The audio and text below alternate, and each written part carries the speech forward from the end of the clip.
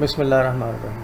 वो प्यारे बच्चों, एक्सरसाइज 13 जो है पेज 116 पे, उसका ताल्लुक मल्टीनोमियल से है। क्यों मल्टीनोमियल से है? क्योंकि x प्लस वाई दो टर्म्स नहीं है, सिर्फ तीसरी भी है x प्लस वाई प्लस एक। तो जैसे ये जो एक्सपोनेंट के अंदर जो टर्म्स हैं दो से ज़्यादा हो जाएंगी, इसका मतलब होगा कि हम मल्टीनोमियल को डील कर रहे हैं। वो कहता है question of x y z की पावर 5। तो नो प्रॉब्लम बेटा, क्वेश्चन जानने के लिए क्या करना है आपने, 1 + 1 + 5 कितने होंगे? 7। तो 7 डिवाइड बाई ये 1 का फैक्टोरियल, 1 का फैक्टोरियल और 5 का फैक्टोरियल, ये 42 आंसर आ गया। 14वां क्वेश्चन है प्यारे बच्चों, question of x y z square in w + x + y + z + 4। तो बेटा ये 4 की पावर ऊपर आ गई, नीचे ये 1 फैक्टोरियल, 1 फैक्टोरियल और 2 फैक्टोरियल, ये 12 आ गया। ये इसका क्वेश्चन हो गया, ठीक है। आगे इसका बी पार्ट है कि question of x³ w³ x² y z square in this. अब देखो, अब यहाँ सादा w x 3 y और z नहीं है, बल्कि उनके साथ कोई कॉन्स्टेंट्स जब ये लगे हुए हों तो आप सादा इस तरह से काम नहीं करेंगे। फिर क्या करना है? फिर ये काम तो करना ही करना है, ये वाला काम तो करना ही करना है। 3 और 2 5 और 1 6 और 2 8, 8 फैक्टोरियल डिवाइडेड बाई ये देखो, ये 3 फैक्टोरियल, ये 2 फैक्टोरियल, ये 1 फैक्टोरियल और ये 2 फैक्टोरियल। अब ये जो 3 2 1 2 एक्चुअली क्या है आपको पता है, ये पावर्स हैं टर्म्स की।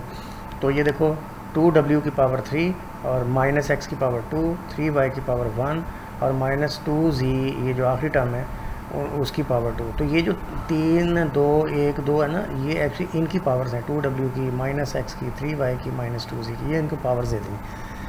तो अगर तो सवाल होता है ना, what is multinomial coefficient of this term, तो multinomial coefficient of this term का आंसर प्यारे बच्चों सिर्फ यही होता है। अब होना क्या है कि ये एक नंबर ही है, तो इस नंबर ने इन नंबरों के साथ जाके जब मल्टीप्लाई होना, तो ये फिर उसको हम कोएफिशिएंट बोलते हैं, जो इन द नटशेल आ जाता है। तो अगर सवाल ये होता है ना कि what is multinomial coefficient of this, तो आपका आंसर ये होता है। अगर खाली कोएफिशिएंट पूछेगा तो फिर आपने साथ में ये टर्म्स भी लिख के उसके अंदर से कॉन्स्टेंट्स को भी देखना है।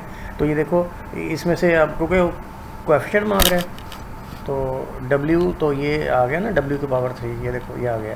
तो 2 की पावर 3 7 इसके साथ आगे मिलेगा, 8 यहाँ से आ जाएगा, -1 की पावर 2 1 यहाँ से आ जाएगा, 3 की पावर 3 यहाँ से आ जाएगा, -2 की पावर 2 यहाँ से आएगा, बाकी बचेगा w³ x² y और z स्क्वायर। ठीक है बेटा, तो ये मल्टीनोमियल कोएफिशिएंट था। इसके साथ बाकी कोएफिशिएंट्स भी जो आके जब मिलने हैं, नंबर्स आके मिलने हैं, तो ये 161280 इसका आंसर मेरे पास आ रहा है। इसको आप खुद से सिंप्लीफाई करके भी देख लीजिएगा, उम्मीद है ये आंसर सही होगा।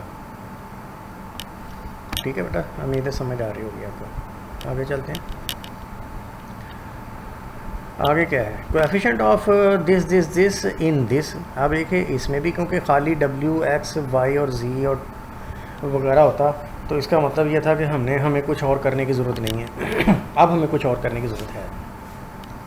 मल्टीनोमियल क्वेश्चन तो यही आना है। देखो 2 और 2 4 और 2 6 और 2, ठीक है। फिर आपने ये 12 यहाँ से डायरेक्ट उठाना है, ये 12 फैक्टोरियल, ठीक है। और इसकी पावर ये देनी है, देखो 2 पावर यहाँ से आ गई, 2 यहाँ से आ गई, 2 यहाँ से आ गई, 2 यहाँ से आ गई। तो ये 4 कहाँ से आई है? 4 एक्चुअली मिलके 12 पूरे होने हैं। तो ये जो -2 था ना, इसकी पावर 4 यहाँ पे थी, ये 8 तो हो गया था, 4 उसकी पावर थी, वो भी आपने साथ लें। तो हमेशा जब भी ऊपर जो नंबर होगा, नीचे वालों को टोटल करके वही नंबर मिलना चाहिए। देखो 2 + 2 4 + 2 6 2 8 तो 4 12, ये 12 पूरे हो जाएंगे। ठीक है, हालांकि यहाँ नज़र नहीं आ रहा था। क्यों नज़र नहीं आ रहा था? वो कांस्टेंट में चला जाना है ना, ये 2 - तो बेटा इस तरीके से आपने ये जो पावर्स हैं, आप सबको पता है इन कॉन्स्टेंट्स की पावर्स हैं। ये 4 इसलिए नज़र नहीं आ रहा था कि ये 4 यहाँ तो उसमें वेरिएबल्स लिखे हुए थे ना, तो नंबर बन जाना था। तो ये देखो बेटा 4 यहाँ से मिला, 1 यहाँ से मिला, 9 यहाँ से मिला और -2 की पावर 4 16 यहाँ से मिला। इन सब को जब आप खूबसूरत करके लिखेंगे तो ये 7185024000 बेटा इसका आंसर आ जाएगा। ठीक है, हाँ, वेरी सिंपल, इतना मुश्किल नहीं है। उम्मीद है आपको समझ आ रही होगी। Thank you. नेक्स्ट बेटा वो पूछ रहा है कि 1 + x + x² की पावर 8 में टोटल टर्म्स कितनी होंगी। तो टोटल टर्म्स का फार्मूला मैंने आपको बताया है, 1 2 3 है ना नीचे, ये 3 टर्म्स हैं अंदर। तो 3h ये एक्सपोनेंट, 3h एक्सपोनेंट, ये 3h 8 का क्या मतलब होता है कि इन दोनों को जमा करके -1 करें ऊपर और नीचे वाला नीचे रखें। तो 8 और 3 11 में से 10, 10 ही 8, 10 ही 8, 10 ही 2 ही होता है, 10 ही 2 ये 45 होता है। तो इसको अगर हम खोलेंगे ना 1 + x के पावर 8, तो राइट साइड पे 45 टर्म्स होंगी। ठीक है बेटा, 45 टर्म्स होंगी। ठीक है, लेकिन उसने आगे अब पूछा क्या है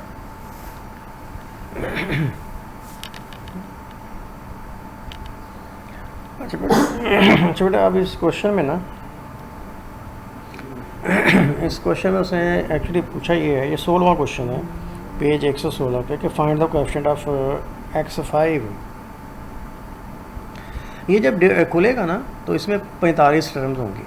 उन 45 टर्म्स में तो ये एक्चुअली ये इन्होंने जब साथ साथ ऐसे अपेयर होना है तो इन्होंने आपस में मल्टीप्लाई होके तो x की पावर 5 जो है ना वो कई दफ़ा बना देनी है। ठीक है ना, तो x की 5 कब बनेगी यहाँ पे, तो आप ज़रा देख लें। ये पहली टर्म 1 है, दूसरी x है, तीसरी x स्क्वायर है। तो अगर तो इसकी पावर 2 हो जाए, इसकी पावर 1 हो जाए, ये देखिए 2 और 1, ठीक है, और 3 हो गया, 1 की पावर 5 हो जाए तो 1 की पावर 5 से कोई फ़र्क नहीं पड़ेगा, चलिए x5 यहाँ बन जाएगा। तो x5 ऐसे भी बन सकता है, x5 ऐसे भी बन सकता है कि x स्क्वायर की पावर 1 हो जाए और इसकी पावर 3 हो जाए, 3 और 2 मिलके 5 बन जाएगी, 1 की पावर 4 हो जाएगी, 1 की पावर 4 1 नहीं रहेगा, इससे फ़र्क नहीं पड़ेगा। तो यहाँ पे भी ये देखें टोटल 8 हो गया, टोटल 8 हो गया, टोटल 8, ये सब भी हो सकता है कि इसकी पावर 5 पूरी हो जाए, इसकी 0 हो जाए और यहाँ पे 3 आ जाए, तो फिर भी 8 आपको अब मिल रही है। इनके n1 n2 n3 हम वो ले रहे हैं। हेलो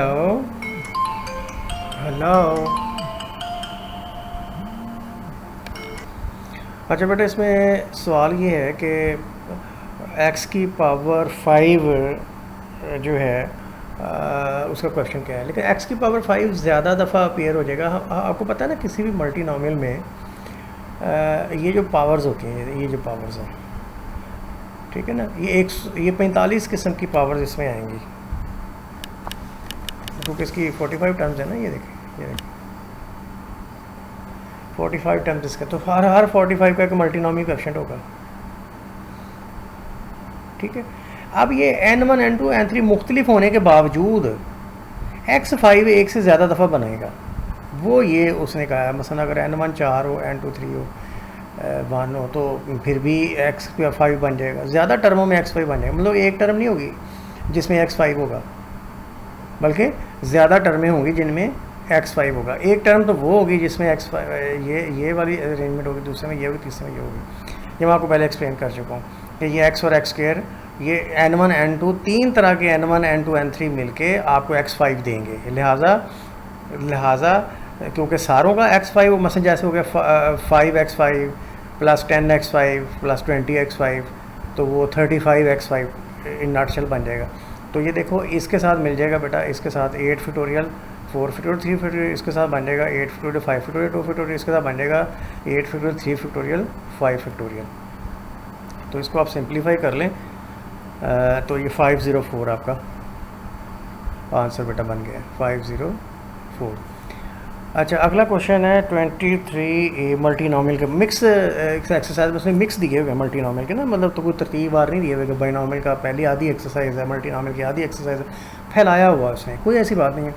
अब वो कहता है इसका ग्रेटेस्ट कोएफिशिएंट बताएं। तो ग्रेटेस्ट कोएफिशिएंट बेटा आप देखो, ये देखो कितनी टर्म्स है, 1 2 3 4 टर्म्स है ना, तो 4 में 24 पूरा बढ़ता है ना, 6 चौका 24, तो बस आप ग्रेटेस्ट कोएफिशिएंट होगा 24 6 पूरा बढ़ता है।